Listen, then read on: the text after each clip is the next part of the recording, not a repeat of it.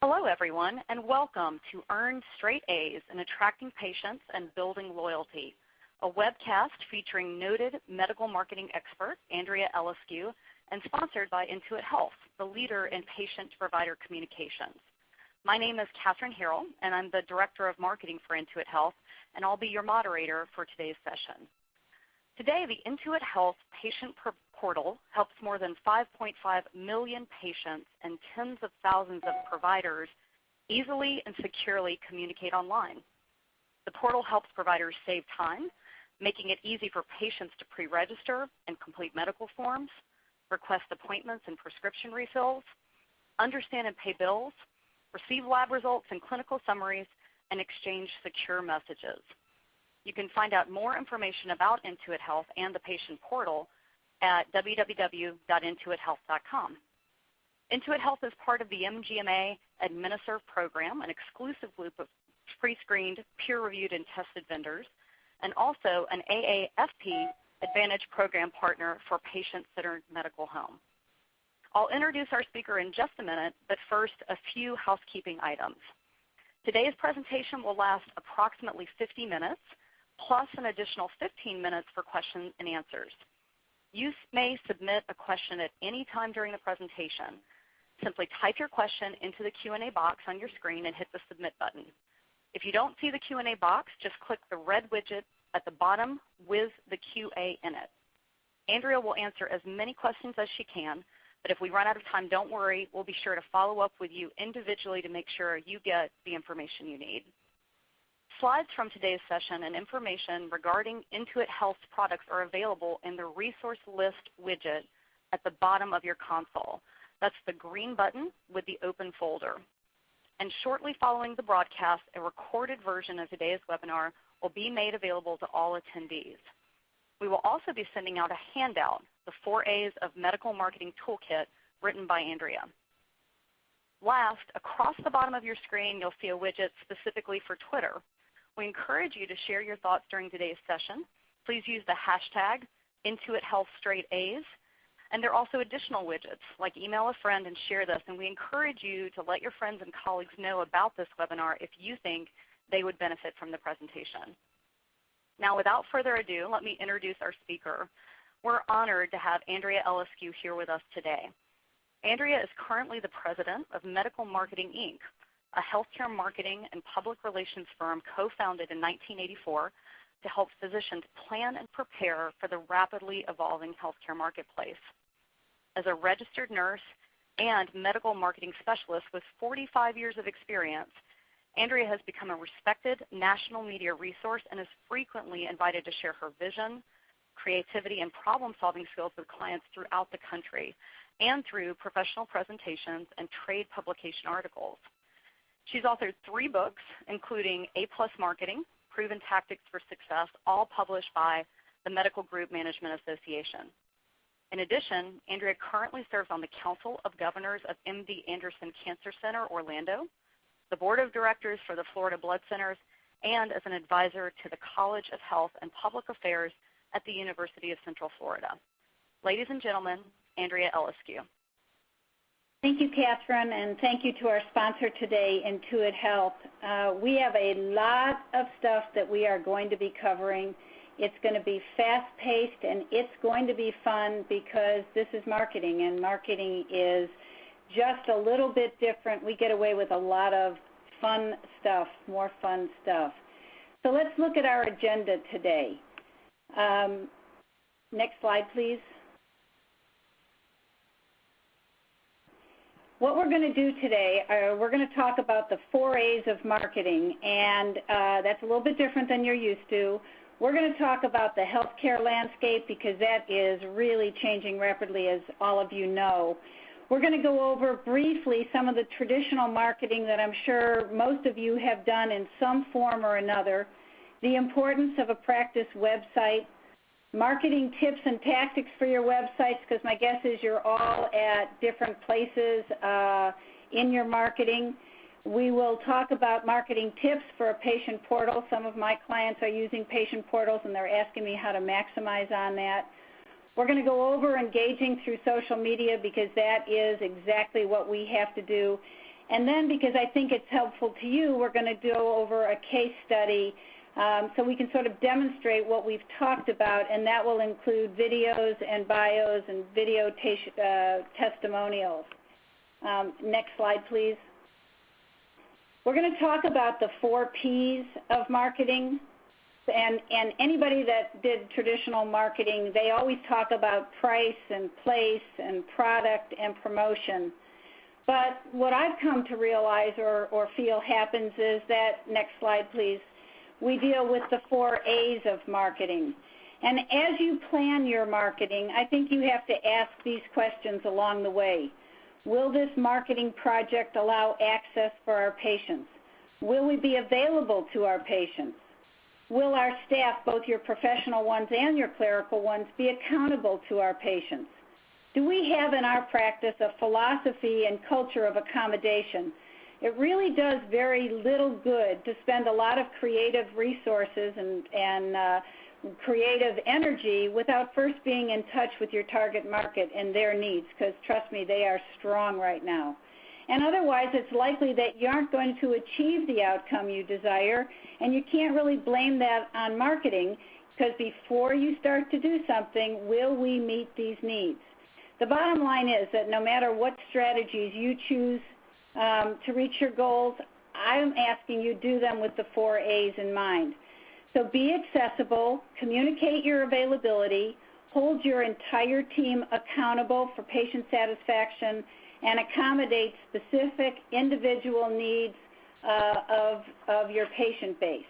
So let's talk a little bit, next slide, about the landscape, because that's what's changing, and all of you are having to deal with that. What's happening right now is that, before we go, there's a little quote that I kind of like, and we're going to talk about that. It's not the strongest of the species that survives, nor the most intelligent, but the one who's the most responsive to change, because I've been in healthcare a long time. I have never seen what's going on right now, and you have to be flexible. You all know that, because that's the way the money is going to be flowing. So next slide, please. Let's talk for a moment about the healthcare landscape that's going on. I think all of you know, it doesn't matter where you are in the country, ACOs are forming, 2014 is around the corner, and we're changing from fees for service, to patient-centered medical homes or accountable health plans. There is absolutely a focus on quality and coordination of patient care, and patients are going to be asked how well they like what's happening, both in the hospital environment and in the outpatient environment. Medicaid and Medicare continue to have payer reforms. We're seeing payer collaboratives forming, having some risk and shared savings. They're becoming more and more narrow in the networks. You're seeing all of these sort of acquisitions that didn't fly before but seem to be flying now. And we have employers, we have patients who are demanding what they want with access and availability and accommodation, and when they don't get it, they speak up. You have employers who are demanding services and accountability when they send their employees to have a doctor's practice. And I see at times in obstetrics when employees are canceled after they've taken time off from work, all of that goes back to HR, and it's talked about within the employer. We're having programs that are developing to reduce hospital readmissions. Sometimes they're pharmaceutical, sometimes they're having nursing services, but that's all happening, and it's all happening now. And then what used to be rare, the evidence-based medical guidelines, that's becoming the norm. So if you know all of these things, there is opportunity to offer some new marketing that we haven't done before. Next slide. So let's go over just a brief overview of traditional marketing, the stuff we've done for many, many years. You all know the drill. You have to develop a written marketing action plan to use as your roadmap. In the old days, we used to write the plans, 3-year plans with all the research. Well, we put a lot into it, and you all paid a lot for that, but the bottom line was they went up on a shelf and no one did anything with them. It was just too intimidating. So what we've learned now and what we do now is we develop an action plan based on a goal. Is the goal you want to introduce a new doctor? Is the goal that you are doing robotics and you want people to know? Is the goal that you have a retail product? Maybe you're doing weight, or maybe you're doing outpatient procedures, filler, whatever it is. The point is, so how do you get it done? So let's go to the next slide and look at some of our practice goals. Those goals, and that's why we just have the little plan of action to get us there. For most practices, and you might use one of these or some of these, but they want to increase brand awareness. How do I raise my brand? If you look around in GI, in cardiology, in orthopedics, in many of the medium to large communities, there's an awful lot of those practices. They have to differentiate yourself. How do I increase referrals? Because as acquisitions are being made, as consolidation is happening, and as we no longer go to the doctor's lounge and the doctor's dining room, people don't know each other anymore. So we have to work much harder on referrals. That's a plan of action. How do we target specific procedures? Because we don't want to be everything to everybody, but we'd like to do some things all the time, subspecialized. Well, you have to have a plan for how you're going to get there. Maybe you want to increase sales of retail projects, of walking programs, wellness programs that come out of your practice. There has to be a plan. It won't just happen because you want it, and that plan has to be written down, and it has to be shared with your staff. Maybe, and I love this one, it's one of my favorites, maybe you want to be considered thought leadership in your community for the media, for your employers, for your Chamber of Commerce. When people want to have an answer, they go to the thought leader. Maybe that's what your goal is. Maybe you want to send more traffic to your website because you're able to tell so much more on your website, and it's one that is vibrant. Perhaps your goal is to increase social media opportunities because you are getting into it and it's very exciting for you. Or maybe you are now using patient portals to service and capture patient emails, and you have to bring that up to another level. Next slide. So I listed a bunch of target audiences that you might have any, some, one, because really no matter what happens, healthcare is practiced on a local level. Even when you have national corporate companies coming in and buying practices, it could be anesthesia, it can be peds, OB, and these management companies, the bottom line is you still live in a community. So what do you do with these people? Sometimes it's best to hold an event, to have a grand opening, to be a part of a children or a seniors health fair, a senior salute, a sports fair. It's very easy within a community to partner with schools or sports leagues or your community chamber of commerce. Because when you reach out to your community, you're both marketing and advertising your services, and you're making your neighborhood aware, but you're also building equity in your community's, call it a bank account. Next slide. In the old days, we used booster boards a lot. In fact, we still use them. So whether it's Little League, Pop Warner, high school, college, if you look at these, you have the brand and people know that you're a part of it. You're there. Or we did the ad. Now, in the old days, we did the ad that had all the doctors, all the practices, sites, all the services. We don't do that anymore. The more modern way is how can I put an element in an ad that has people know exactly what's happening or what the story is for what I'm doing. And these go in the high school books, in the middle school books, in the church books, in the city magazine books. And this ad is about a year old. We've now flip-flopped. If you look on the bottom left corner, we make the web page far, far bigger than this is and the telephone number. But we know people are going to go to the web page to find out about us, and that's why. Next slide. Community involvement, our practices our clients have really built their practices by engaging in community. People don't do business with people they don't talk to, or they do more business with people they do talk to. So whether you're using traditional media or getting involved in community events or flyers, mailers, ads, celebrations, local 5K races, there are lots and lots of ways for you to partner and connect with your neighborhood and community. Next, the importance of a practice website. You know, you just have to know increasingly savvy medical prosumers, I'm going to tell you what that is in a minute, often turn to the web first for information. And to these potential patients, if you don't have a website, you simply don't exist. Next. Sometimes I even think that the house call is back. Next. But that house call, it's via the internet because that's the way we're talking to people. Next. So let me tell you about this prosumer.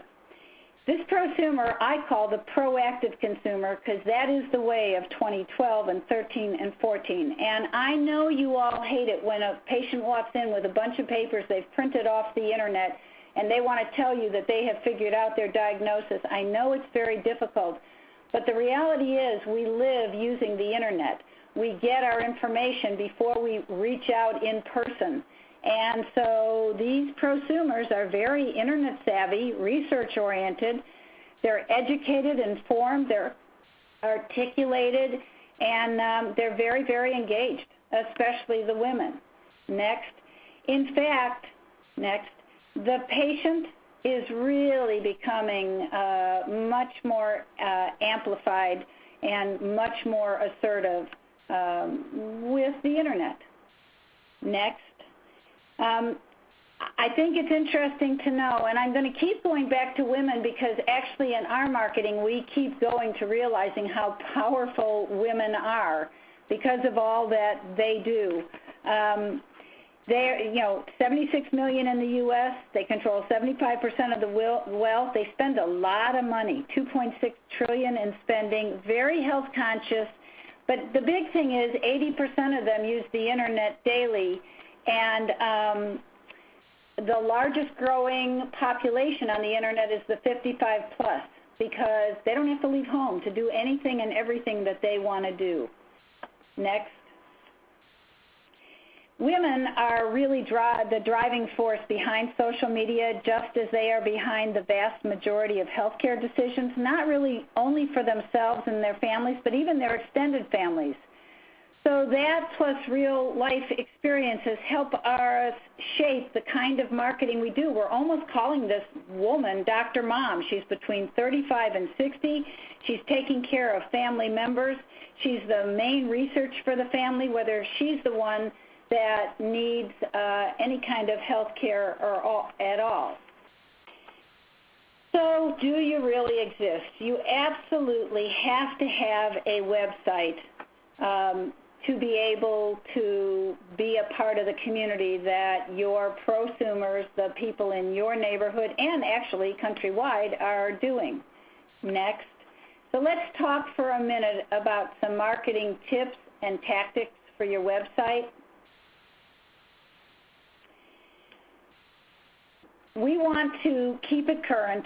You absolutely have to have your website be interactive and alive and have lots of information and be two-way. In the old days, a lot of our docs, a lot of our clients would buy a web page from their trade association, and they were really just like a brochure. They didn't have much.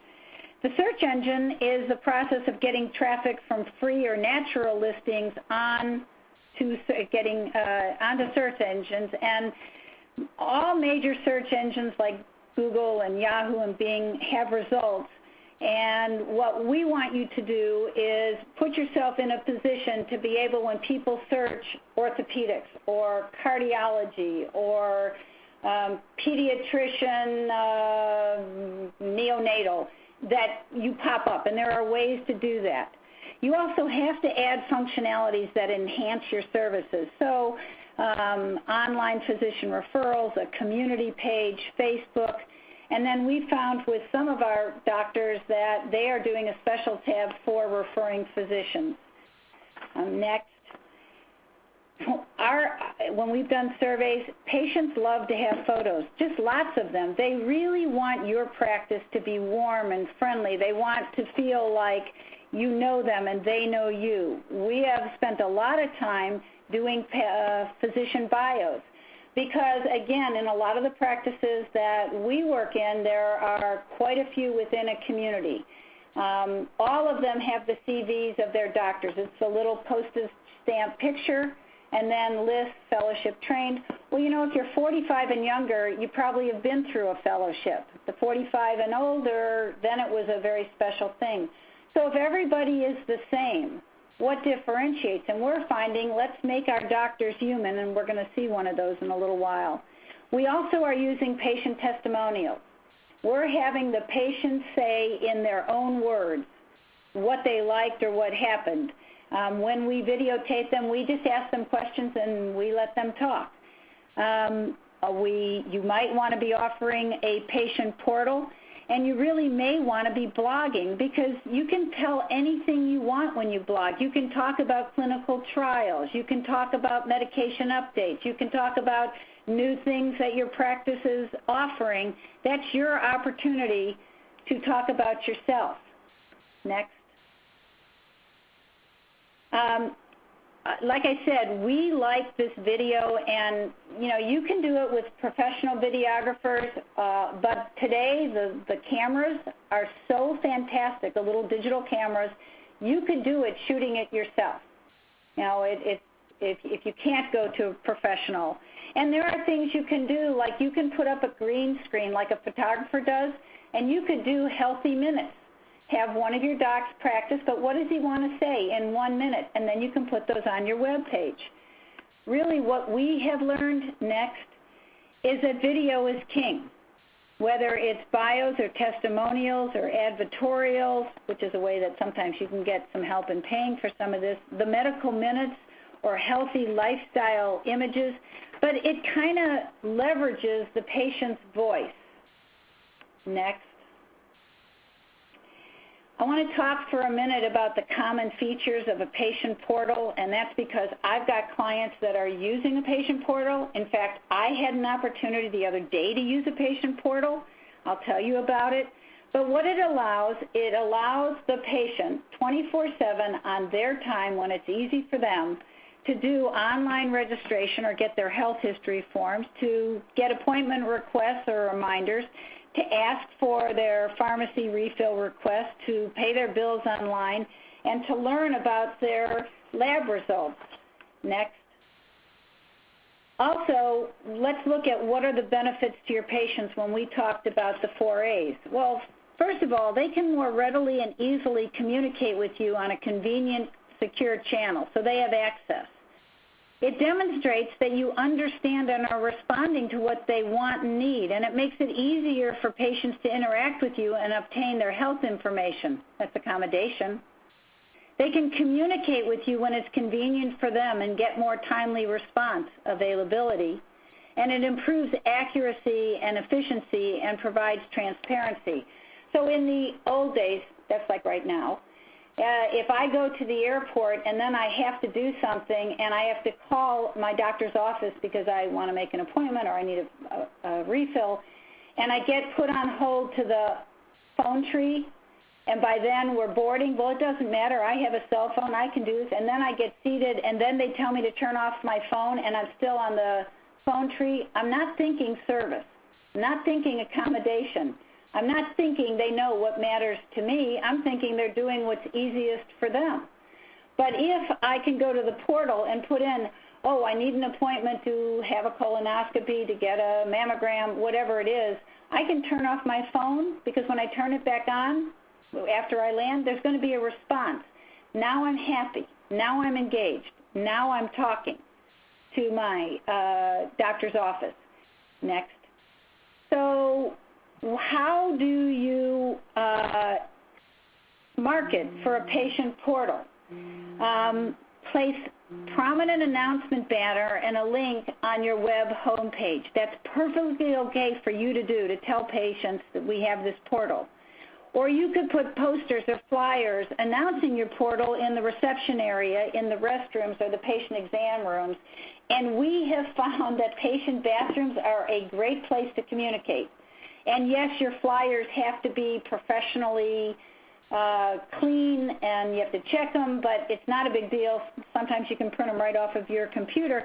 But almost every patient that comes into your practice is going to use the restroom either on their way in or on the way out.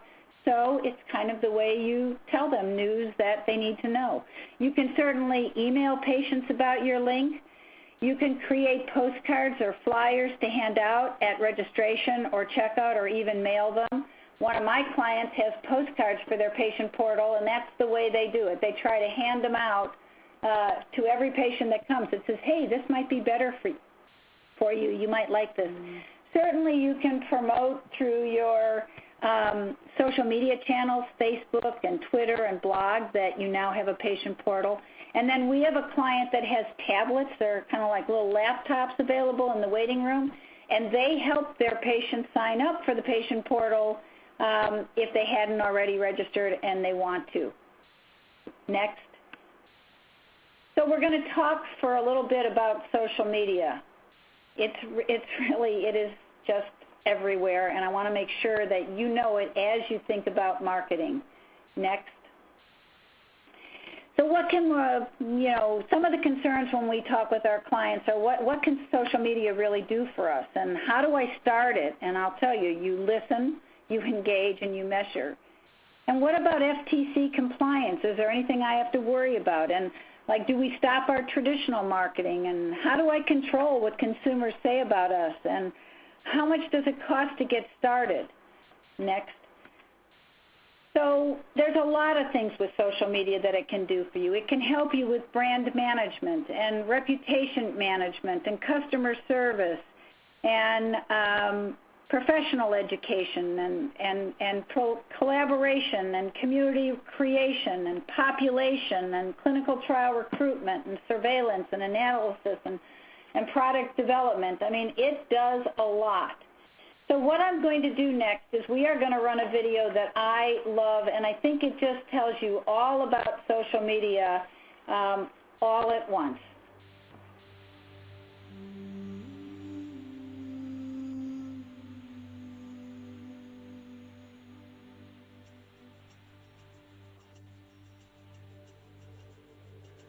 Baba yetu yetu liye mbinguni, yetu yetu amina. Baba yetu yetu liye jina lako litukuzwe. Baba yetu yetu liye mbinguni, yetu yetu amina. Baba yetu yetu liye jina lako litukuzwe.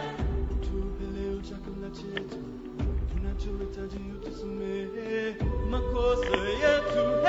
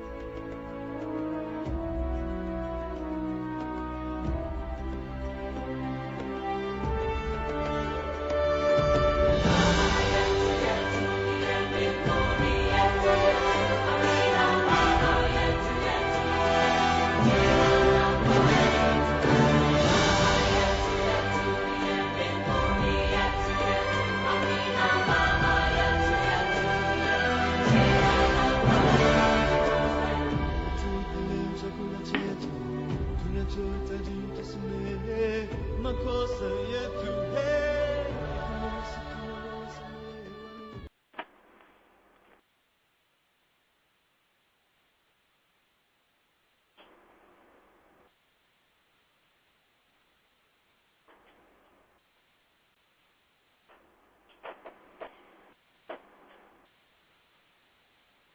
So that was pretty exciting, and I love that video. So really, the social media is the best way to reach women. It's really powerful, and the powerful way is to influence them through other women, because all of our surveys, people will say, I want to trust people like me. I want to know what's happening. I was on Facebook one day, and this young lady said on Facebook, I'm about to have my baby, and I want to buy a car seat, and I want one that fits into the stroller, but I want to make sure it won't fall out. Does anybody have any suggestions? And I mean, within, it seemed like seconds, a whole bunch of people were saying, oh, I do this, and I do that, and I've tried this. And I guarantee you, when that lady went to Babies R Us to buy a stroller, she was pre-influenced by absolute strangers. That's how it worked. So I'm going to show you another video next. It's a maybe 2-minute video. And the reason I'm showing you is that one of my large clients did a patient satisfaction survey that is fashioned off of the NCQA because they're working to become a patient-centered medical home. And then they wanted me to present the results of this to their 95 doctors. Well, it's a little tough. That's not real exciting. And the thought was, well, how do we show the doctors, best demonstrated offices, so that they will know what it is that those offices do within the group, and then when they get their reports, they'll see that maybe it's a little bit different. And so we went to a patient day, and we just stopped patients. We said, we're going to do this for a teaching purpose. Can we ask you some questions about why you like this practice? We had them sign a media release, and what you're going to see right now is in the patient's own words, which is what women want. I want to know what other people like me, so we can go ahead and play that video. I'm Andrea Eliscu, the president of Medical Marketing, Inc.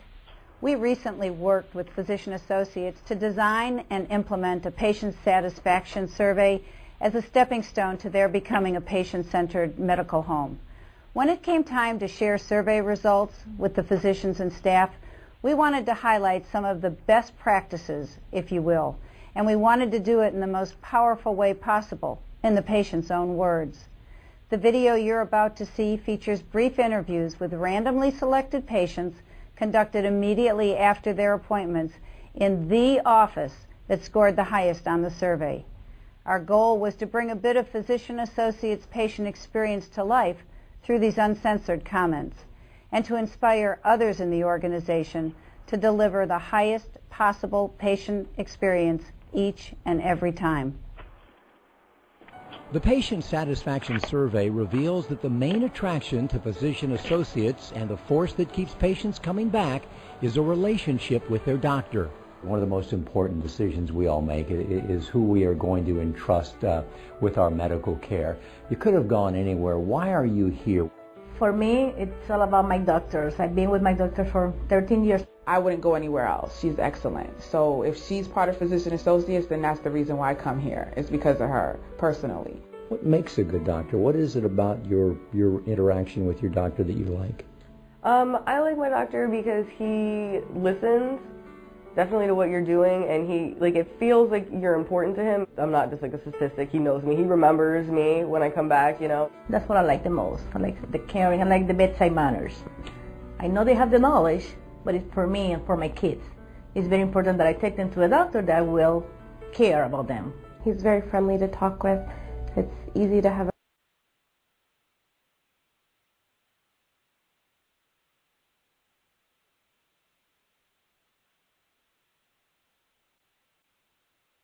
So if we go to the next slide, let's talk a little bit about the goals that you're going to have and how to use them in your plan of action. I mean, you have to integrate, I think, or incorporate social media right into your marketing plan. What you always are going to do is protect your brand and your reputation. You're going to set social media goals and identify resources that will work for you. You're going to attract, acquire, and retain patients through social media as well as your traditional marketing. Then you have to measure, monitor, evaluate, and the most important is we really want you to have fun. Next. Facebook opened in 2006. In 2011, they had over 901 million users, and it's really visual storytelling and communication. It can be informational, educational, promotional, and you can sort of support consumer service. It's conversational. It's a two-way communication. Next. And using the major social media tools, you're going to use LinkedIn, that's where professionals meet, Facebook, where friends meet, Twitter, where thoughts are shared briefly, YouTube, where videos are shared, Delicious, where bookmarks are shared, or Blogger, where ideas are shared. Next, these tools should be used to expose your brand and drive traffic to your site, and I don't expect you're going to do all of this at once, but I really do expect that you're kind of going to put your toe in and make that go. And just remember, a Facebook page is not your social media. Next. So how do you start social media? Really, you have to listen. And there's all kinds of ways. I've listed a few on this slide, and like I have Google Alert, it tells me anytime anybody says medical marketing in something, I get an email, and so I can track what's going on. Next. You know, how do you start social media? You have to engage in it. You have to get yourself involved. You have to get your Twitter name, if you're going to Twitter, your Facebook name. And to be perfectly honest, I have very few clients, these are all doctor practices, that are Twittering. I have quite a few that are using Facebook. You have to engage your staff. You have to find out who's already social media savvy and let them help you with it. Create a Facebook fan page, create a YouTube channel. None of these are hard to do, but if you don't know how to do it, then find someone in your practice that can help you or hire somebody. I think you can do a medical practice blog with a link to Facebook and Twitter. Begin responding when your brand is mentioned, when someone talks to you, say something back. Find your most compelling experts in your office and have them be a part of this, and set a small content creation budget so that if you feel like you need professional help, you can get that. Next. This is what an orthopedic group uses. This is their Facebook, and it's just the way they do it. Next. I'm always asked about measuring, so let's just talk about it. Let's get it up there. There's different ways. Qualitative, it has to do with trust and loyalty, with reputation and passion, with interaction and brand awareness. But then you have the quantitative. How much traffic is coming to our site? That's measurable. Is there a change in the Google search rankings? That's measurable. What about referral links and blog mentions and video views and comments people send? How about Facebook fans and YouTube channel traffic, Twitter followers and tweets and messages? How many attendees come to our events that we put on Facebook or Twitter? And is there a customer service benefit that we track? Next. So how do you really use social media? These are just very, very general, but you can design a social media promotion with printable campaign vouchers, and then you can track whether people came for whatever it was. I'm saying sales, but it could be an event, it could be a race. I mean, just to have them turn in the coupon so you know. Use Twitter's real-time nature to announce exclusive specials. Maybe you're having an exercise clinic, an obesity clinic, a high blood pressure clinic, a facial plastic surgery talk. You can do that. Aurora Health, they live tweeted during a knee replacement to promote its orthopedic service line. They're up in Wisconsin. They generated 20 inquiries about the knee surgery, and 14 people actually had the surgery. And, you can do a little simple campaign. Let's be nice to those who mention our name on Twitter, and then measure the number of positive comments that we send to our customers and they send to us. Next. Twitter, 140 million users. Twitter lets you express your brand personality. You have very direct engagement with audiences. It's relationship building with individuals, and it's in real time. Next, Twitter is free. It's easy to use. It's like a 60-second startup. There's no maintenance for you. You can do it as little or as much as you want. It's a great listening device. You use your hashtags. It's highly targeted, and I put a couple of initials down at the bottom of this slide so you know what they're talking about with, if it's healthcare, social media, healthcare IT, healthcare marketing. Next. This is what a Twitter page would look like, and it's just to show you this one. They were recruiting doctors. Next. YouTube, you can promote yourself. You can tell your story. You can put things that are going on within your practice or races that your doctors are in or a community fundraising event that your staff does. We put our doctor video bios on here. So we're going to show you a little bit of one of the video bios of one of the doctors at the Jewett Orthopedic Clinic. All of these are on their Facebook page are on their web page under their community tab. We did all 26 doctors in 2 days. I think we did a total of 3 minutes, which is too long, but it's digital, so we slice it and dice it. And why don't we go ahead and show this video? I do knee surgery primarily, mostly sports medicine of the knee, arthroscopy, ACL reconstruction, ligament reconstruction, and also joint replacement of the knee. It's interesting because it's never the same. We're dealing with different patients every time. We're dealing with slightly different problems every time. It's a challenge every time. And one of the things, when I first came here, I worked with Alan Lacey, and one of the things he always did was he critically evaluated his surgery every single case. What could I have done different? What could I have done better? And that's what you do every time. And after 20 years here and thousands, tens of thousands of cases, I still do that. Just see what I can do to make it a little bit better. I like sports. I was a college track runner. I was the Ivy League long jump champion in 1980. And my brother turned out to be a long jumper also. He went to the University of Houston and was on the same team that Carl Lewis was on for 5 years. And he was an All-American track runner and a great athlete. My dad was a dentist in New York City, and I always thought I was going to be a dentist too. But I had a few things. One is I was left-handed, and at the time,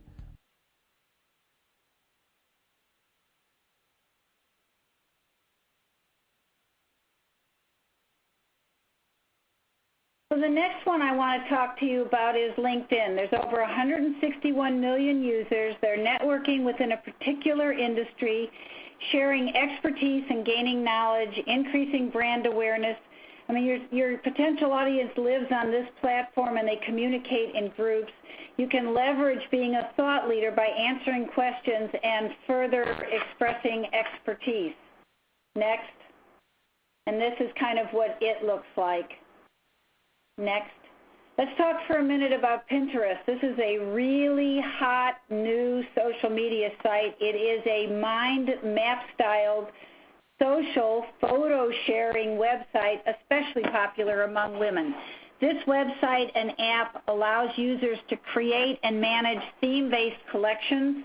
So the site's mission is to connect everybody in the world through the eyes, through the things that they find interesting. And it's really still emerging in healthcare, yet it's becoming very, very popular. And we have found, next slide, we have found that our patients absolutely, when they're in OB or PEDS and they're on here Pinteresting and pinning, they love it when they see the doctor practices, whether it's about a picture of OB women that are exercising and it's a great article. You always have to have a picture. Whether it's about a baby's development that the PEDS office puts up, they just feel engaged. Remember, we talk so much about that engaging. Next. blogs and podcasts, any of you can start your own blog. They can be really brief. You can blog about timely health news. And personally, my blog, I use WordPress, the one on the W on the end, because it is so easy. Next. You'll see here, this is a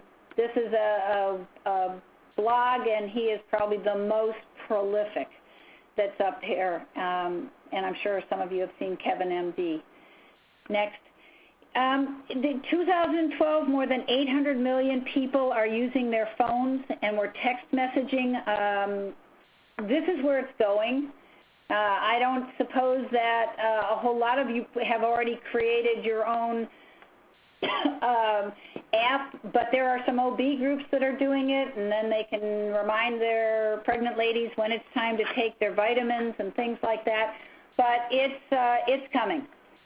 I want to go into what we always get asked about, which is a little bit of that FTC and what do I do. So in the next slide, you can see that this is something that has changed a little bit. We used to do videos, and we didn't always tell our people what they had to do. We didn't always make comments. Now we have a very specific social media sign-off, and it goes into the chart. Next. You can see by our recommendations what we believe has to happen. We don't pay anybody. We tell the patients that, they're doing this, and it might pop up on the web page or in a brochure. We go over the patient media release form, and we've really had no issues with that. Next. Do you stop doing what you normally do? Do you stop your traditional media? No. We don't do that. We just add to it, and there will be times when we drop what we were doing, but not often. So how much does it cost to do traditional and to get started? It really costs you nothing to start. However, it's going to require staff or some outside help to create content until you're really comfortable with it, and to monitor and maintain the social media channels. But it's not overwhelming, and it's something that you have to do, I think. Next. I want to take you through the Jewett Orthopedic Clinic. We've been clients for many, many years, and actually since the late 80s. You shouldn't stay with someone that long, but they were 4 doctors then, and they're over 20 now with 10 PAs, and they now have an internal marketing director, and I help her out. So they've said, sure, show them. So next slide. Their social media goals, they just said specifically, we want to increase our website traffic. We want to attract referrals and get new patients and use social media to do that. We want to retain the patients we have because it's very competitive in orthopedics. And even though this particular practice is subspecialized, hip and back and sports medicine, it's very competitive. So if patients aren't happy, they'll go somewhere else. They want to build and communicate their brand. They're very well known for sports because they do the Orlando Magic and they do the university and they do the ballet, but they don't do so well in back. Or in total joint, the senior doctors are really, really well known, but not the younger. So we had to be doing a few more things and cross-educate our patients. And they absolutely wanted to position the practice as a community and orthopedic leader. So in order to increase traffic to their new website and ultimately attract referrals and new patients, they wanted to get in that word of mouth, but in the media age. And they wanted to use social media to maintain ongoing communication outside of office visits and reinforcing to patients why they chose Jewett and that was a good decision. So all of their approach in social media has been storytelling. Next.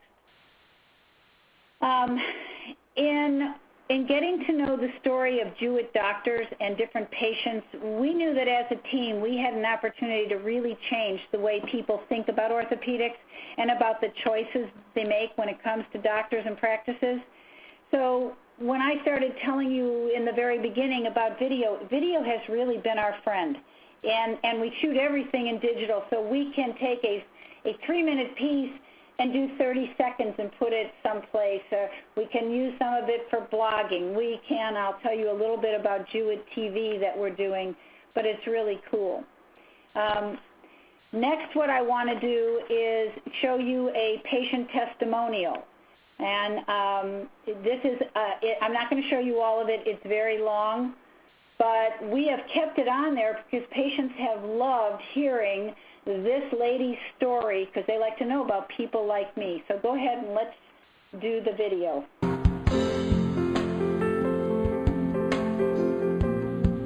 Show them your arms now. I know, that's so good. So awesome. Pierce Olenek is an active 6-year-old. His mother, Sam, is a healthcare professional, the kind of person who does a great deal of research before any medical procedure. But sometimes you have no time. We had planned actually an outing for his class, and we were at a park and we were just playing, and Pierce was playing in the mulch, and it was very innocent. He was just walking along the mulch and he fell down and ended up, when I looked over, his arm there was like a bone that was protruding, and I just couldn't believe it. I just became a total wreck. I was like, oh my gosh, what am I going to do? I've got to get him somewhere. And he was so brave. I was the one that was a mess, and usually I'm the very mild-mannered person, but I think when it's your child, you just get so nervous. But there was like a group of women that were at the park, and they're like, oh my God, Sam, you've got to go to Jewett. That's the place you want to go. They're the ones that are going to help you. And we got in the car, and Pierce and I just took off, and we had a caravan. There were moms ahead of us and moms behind us, and we walked in, and they welcomed us with open arms, and they were so kind and so caring, and Pierce was in so much pain. Do you remember that, Pierce? And it just broke my heart to see him in so much pain, and my husband and I were beside ourselves, but the folks here were just so caring, and they put us at ease, and you couldn't ask for anything more than that. That just made us feel so much better to know that we were in very competent and capable and caring hands, and throughout the whole process they were just amazing. It was like 5:30 I think when we got here, and when they saw us they said, come on back. They did everything they could, and then the doctor said, you know what, we're having surgery, and we're like, it's 5:30, do you want to reschedule or do it later, because I'm in the hospital business, and I knew that. And he's like, no, I'm not waiting on this. This child needs to go in right now, and I'm going to meet you there. So he, obviously he could have taken the time and gone off to do something else. I mean, it was a Friday night, but his priority was his patients, and it was Pierce. And he did everything that he could to help us out. Amazingly, Pierce fell again just 10 days later and broke his other arm. He was up at my in-laws, and he was sitting on a bar stool, and the cast was, bright green and big and bulky, and he's, pretty slender, and he slipped, and it was an honest thing, and it was in front of everybody. And I think it was just the weight of the one cast. He came down on his second, and we were lucky with the second arm that they were able.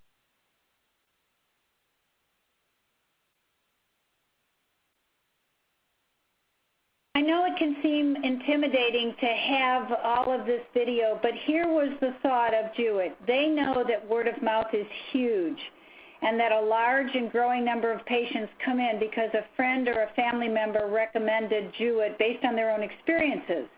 So these are real patients, and these are real stories. We didn't pay these people. We just asked them to share their thoughts about how they were treated in Jewett. And, paid ads are fine, and we do paid ads, but people know that those, might be actors or photos that we bought. In these videos, these are people who really did experience the care, and they say that they did. This slide, this is the picture of the Jewett webpage. It's a snapshot, but you'll see they've got up at the top right corner Facebook and Twitter and RSS, and then under community, that's where we have all of these videos. And our doctors, like many of yours, are leaders in research innovation, but outside of physician circles, we don't really think people want to read sort of dry and boring papers and reports and things that are just very stiff.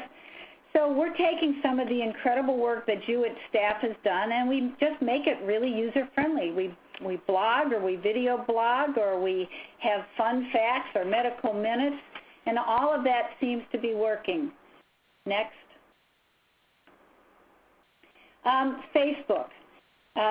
Patients want to be a part of your family. They want to feel like you know them. We talked about our 4As. So we let some of them in on behind the scenes, non-clinical events. We just had one of the Jewett doctors went to the Olympics to take care of the basketball team. He was one of a team of doctors. He blogged and he Facebooked every day and put pictures on about what he was doing in London, and patients loved it because it was like, wow, I know what's going on. So we respond to what people say as quickly as we can.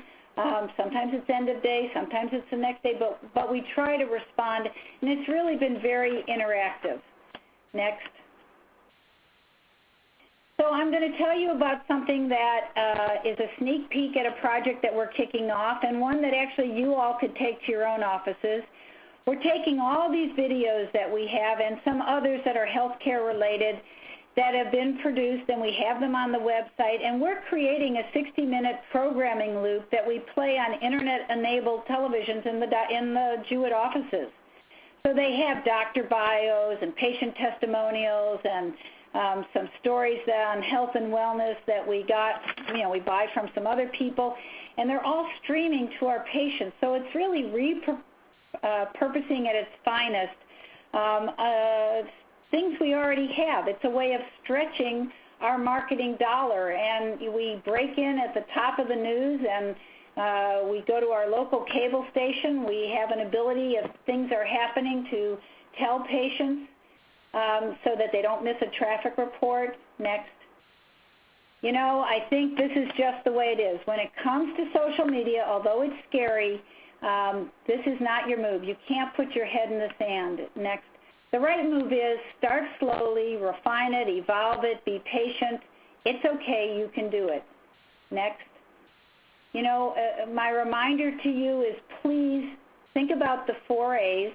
Next.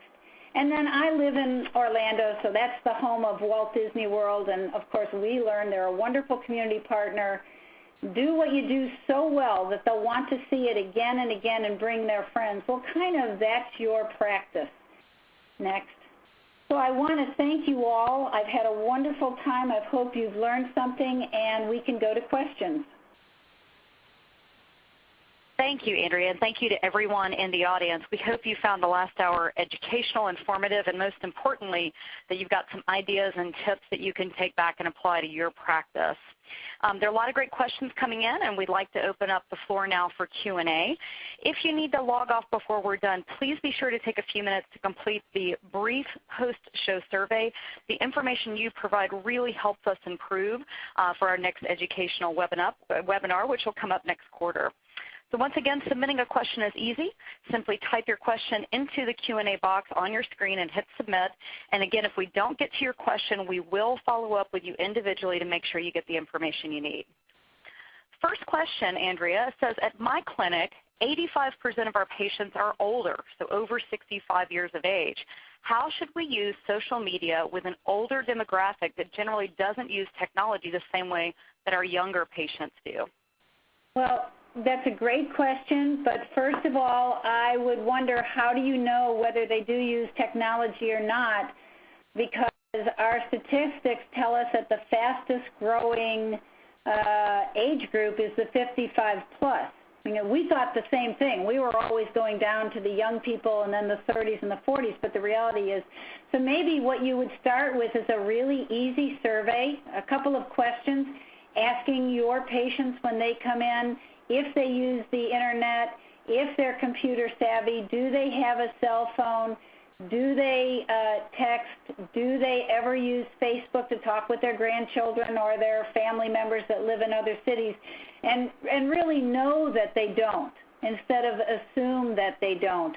But I fully understand your question, because we didn't realize how much older people, I mean, we've had people that are 98 that blog because they don't leave the house so much anymore. They can't see to drive, but they can put on big glasses that make everything big, and they still can communicate on the internet. So until you really know that, I would question my patient base first.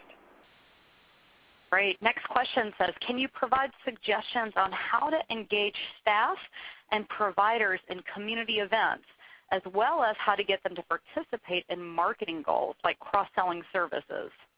Well, to me, the cross-selling of services that's an in-service education within your own house that you need to do to make sure. It's one thing, what happens is that frequently in orientation, we educate our new employees about what's going on in the practice. What happens is we also make new things that we're doing within the practice, but we don't really come together and make sure that all of our staff knows who we are and where we are. So it may be that you do a quarterly lunch for the staff, and in new areas where you have development, that person is the presenter for the day, for the lunchtime, that talks about, we're doing this now, or we started this robotic procedure, or, we're doing this minimally invasive sports spine surgery, wanted to make sure you knew it, because most of the time they just don't know what's going on. And you may want an internal newsletter, or you may want on your Facebook page to be telling everybody, but it starts with telling your own staff. Also, a lot of my practices will allow their staff to put into a box a charitable endeavor that they're interested in, that they would like the practice to support. So it might be the Heart Walk, it might be the Dragon Boat Festival that donates to the Cancer Hospital, it might be Cystic Fibrosis always has public things in Pink October. So start with your staff saying, we're going to pick one or two events a year that we as a practice are going to look to support, but we don't want to tell you what that is. We want you to tell us what you would like support from our staff, because you have a passion for it, and then we will find a way to decide what we're going to do and how we're going to be supportive. One of the things I suggest to my doctor practices is they create a, quote, a development fund that allows them, so maybe they fund it with $1,000 or $1,500, or the bigger practices may put in $5,000. But from that, you can make these kinds of decisions. And we give a lot of our staff their own business cards. It doesn't really cost a whole lot of money to do that. And we expect them to be at these events and to wear a T-shirt that brands the practice. And people come up and just talk to them, and then they can give a business card. And then it's kind of like you could take a private lesson in tennis, or you could take a clinic. And that means you've got more people out there, on the tennis court. If it's a clinic, well, it's the same thing at these events. You have more and more of your staff out there, and they feel really important. Plus, it raises morale within the practice, because it seems like, well, my practice loves us and they support what we do. It's not just the doctors taking home all the money, which is how sometimes they feel. Great. Next question is on videos. What should I budget for video bios, and how long should either a bio or a testimonial be? Our video bios, in the beginning, they were really too long. So now we're saying between 60 and 90 seconds. And we ask the doctors questions like, why'd you go into orthopedics or eye or OB? Tell us the story of what was like the best day you had in medicine. Oh, gee whiz, you do pediatrics. How do you deal with parents when the patient can't really talk? If you could do anything in the world, would this be it, or do you really wish you were an astronaut? And so they just start to talk. And when it's digital, you don't have to use all of it. And so we try to do that. A video bio, if you have it done professionally, at least in the Southeast United States, it's about $1,500 a finished minute. So if you have a professional come in and shoot it and then they edit it and give it to you, it's about $1,500 per minute, which is for some practices okay as they're building, and for other practices truly the video cameras are terrific, and if anybody's on a Mac, you can put it in iMovie and edit it yourself. And it's not terribly robust and like it was done in Hollywood, but you know what? Patients are very forgiving.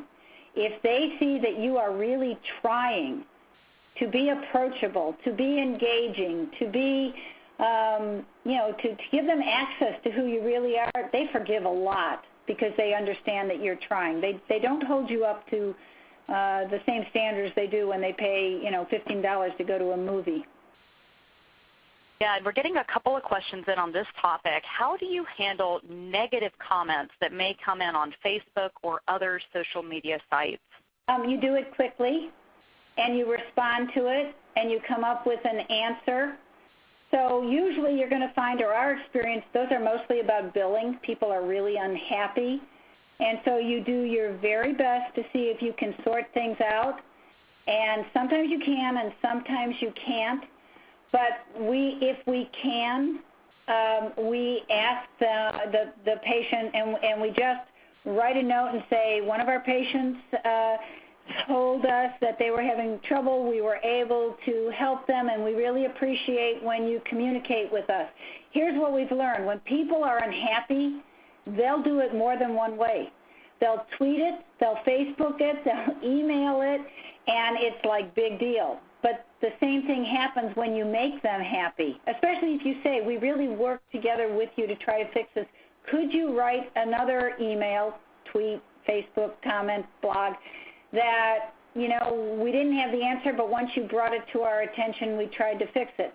So we had Jewett had their parking lot re-asphalted, and we got a thing that said, well, obviously you guys are always in the back of the house and you never walk onto your parking lot on the afternoon when it rains just about every day in Florida. I've ruined 2 pairs of my pants getting out of my car into a standing puddle. Well, the reality was, no, they didn't know. They had no idea. They're back seeing patients. They're back doing records and x-rays and whatever. And so they waited till the next time it rained. They went out and they saw that. They called the contractor back and said, you have to fix this. Look what's happening. But they called that lady and they said, you know what, we so thank you. We didn't know. We would love to take care of your cleaning.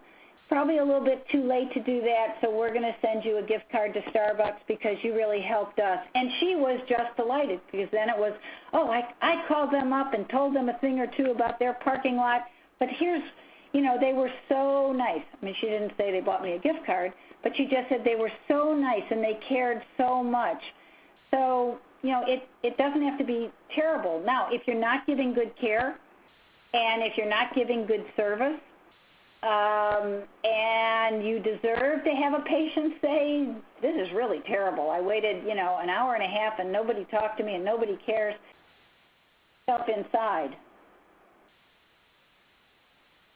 Great. So next question here says, how does using social media correlate and work with HIPAA compliance? The question said, recently attended a conference where someone said don't use social media because patients may try to communicate personal health information online. What would your advice be, Andrea? Yeah, we always have a disclaimer that says this is very general. The federal government does not allow us to have personal conversations about your health care. If you have a particular health care issue, please call the office and we'll set up an appointment for that to be discussed. It has for us, and almost, I only have 1 or 2 very, very tiny practices, a 1-man or 2-man, that they're just now starting to create a web page and do Facebook, but we really have not had that as an issue. And I'm sure there are places where it happens, but that has not been my experience. We just haven't had anybody asking for hey, you gave me blood pressure medicine, but I don't think my blood pressure's any better, so I was wondering, should I double it? And we've never had anything like that. Great. Thank you, Andrea. And thanks, everyone, for all of the great questions. As I previously mentioned, the slides are available to download on the resource list widget at the bottom of your screen, but we're also getting a lot of questions in to say, how can I get the videos? We will be sending out a recorded version end-to-end of this webinar along with the slides. So very briefly, you will receive those, and thank you for all of the interest. The email will be sent to the address you used to register for the webinar. And last but not least, you'll also receive an email with Andrea's handout, the 4 A's of Medical Marketing Toolkit. If you'd like to learn more about Andrea and the marketing services that she offers or her books, you can visit www.medicalmarketinginc.com, and you can also connect with her on Twitter and Facebook or check out her blog. And if you'd like to learn more about the Intuit Health Patient Portal, you can visit us again at www.intuithealth.com or contact us at 877-599-5123. On behalf of Andrea and Intuit Health, we hope you enjoyed today's webinar. And again, please take a minute when you log off to let us know how we did and how we can do better with the post-show survey. This concludes today's presentation. Thank you and enjoy the rest of your day.